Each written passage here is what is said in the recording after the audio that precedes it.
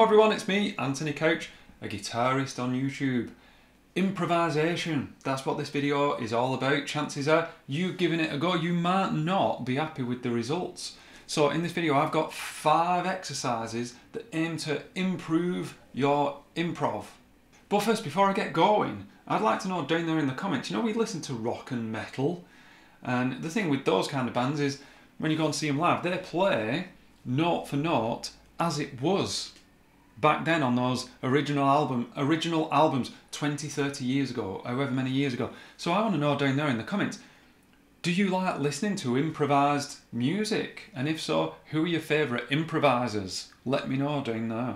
Okay, A minor blues backing track. That's what I'm working with today, because chances are you've given this a go, an A minor jam using the minor pentatonic scale. It's very easy to fall into a little bit of a trap of just going up the scale and back down the scale, and then up a bit of the scale and then down a bit of the scale.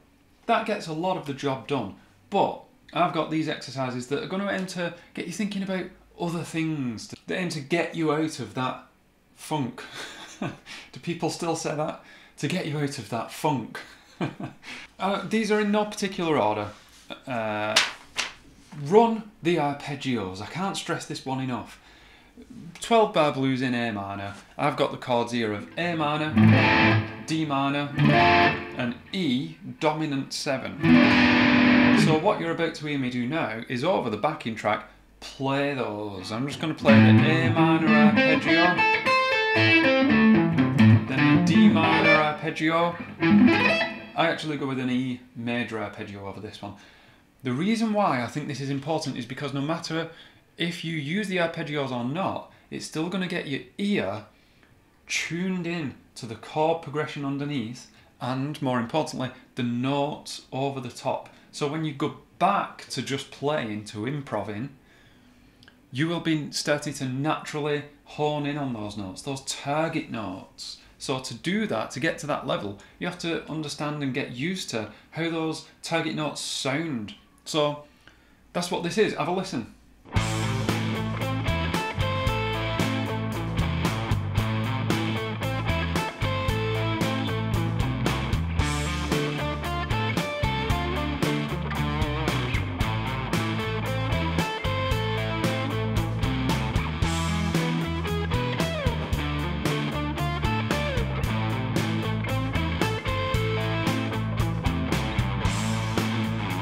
Okay, the next one is a big one. When I first teach people improv, I always get them to think about this. Right, we're going to stick in position 1 of a minor pentatonic scale.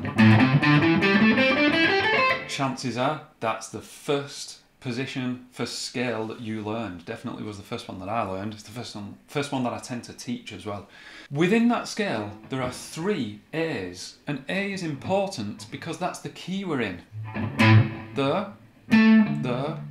and there are your 3 A's.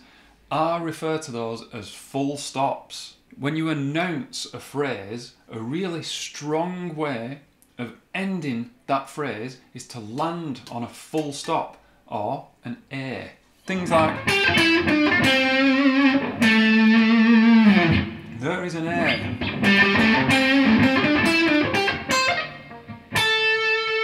There's another. You can bend up to the full stops. You actually hear me do that at the end of this example.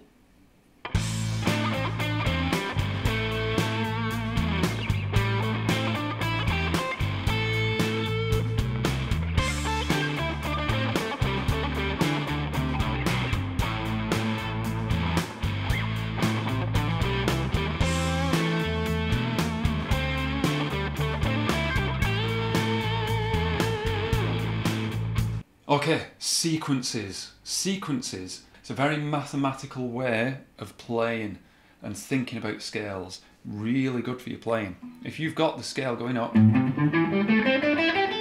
we number those notes 1 to 12, 1, 2, 3, 4, 5, 6, 7, 8, 9, 10, 11, 12, instead of just playing 1, 2, 3, 4, 5, 6, 7, 8, 9, 10, 11, 12, break them up into sequences. What about going 1, 2, 3, 2, 3, 4, 3, 4, 5, 4, 5, 6, and so on? That'd sound like this.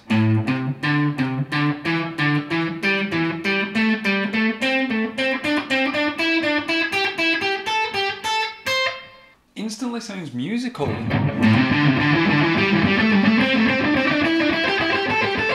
Backwards.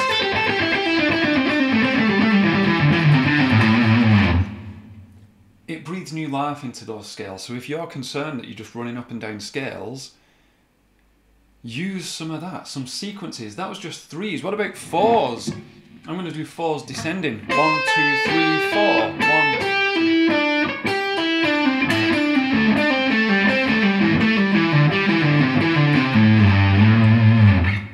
You get some nice ideas. It gets you, you're still going up and down scales, but it gets you playing something a bit more, with a bit more melodic structure.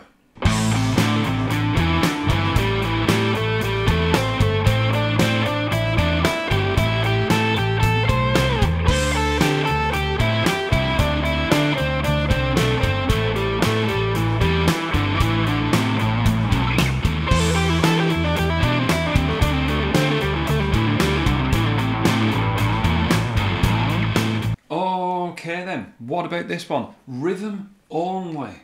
You're only permitted now, when you've got your backing track going, to just play one note and to see how interesting of a rhythm you can come up with against that backing track. I use the note A. Nice big full stop, isn't it? So if there's my beat,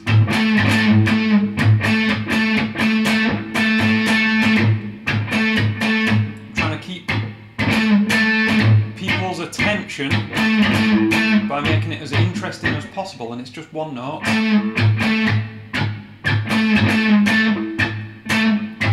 You know, that tapping there is me just pretending to be a backing track. When you're really confident with that, allow yourself one other note.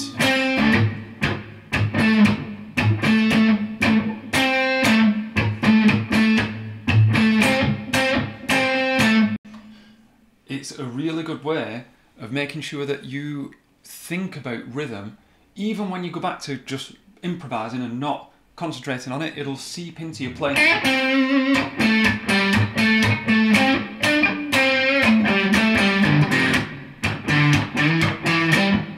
So you're not,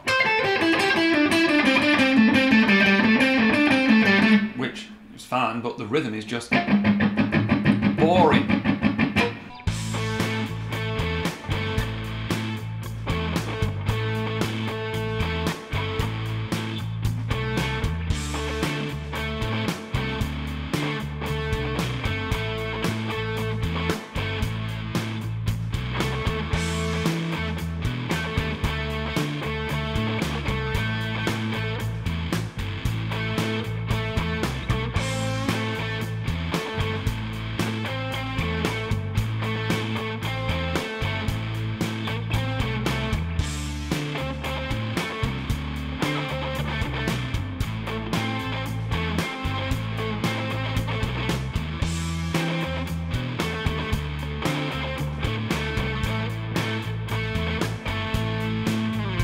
Finally, this one is a good one. Small themes. If you lack direction in your improvising, think about a theme or a little motif. Something very simple. In my example that you're about to hear, I went with this. The way that I think about this one is, think of Beethoven's Fifth Symphony. It's got that motif of three notes, ba ba bum bum, then one low one. Ba, ba, ba, bam. How many times does it do that in the intro? To the, you know, that first section of that piece. Ba ba ba bam, ba ba ba bam, ba ba ba bam, ba ba ba bam, ba ba ba bam. Da da da da da da da da da da da da da da da da. Lords all over the place.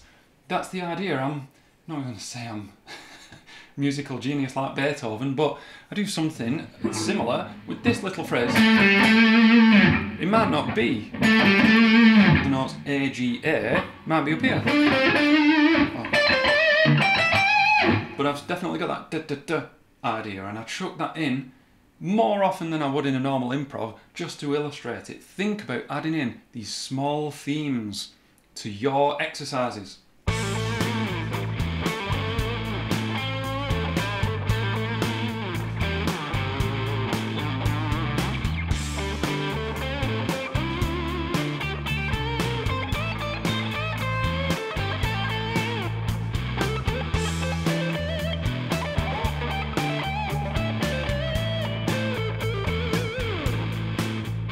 arpeggios, really important for understanding how the notes sound over the corresponding chords.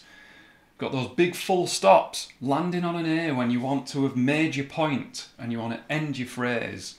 Sequences get you out of the rut of just going up and down scales while still allowing you to just go up and down scales. You're just doing them in a mathematical order. Rhythm only playing one note gets you thinking about rhythm. Then you add the other notes in and your playing is skyrocketed into complete interest.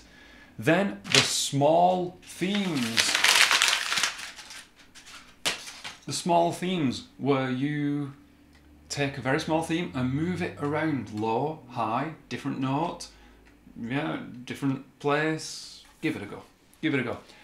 Also, don't forget to let me know down there in them comments, do you listen to improvised music? I listen to it all the time. I love it. Thank you very much for watching. I'm going to go and play over a backing track in A minor. I'll see you in the next video. Thank you very much for watching.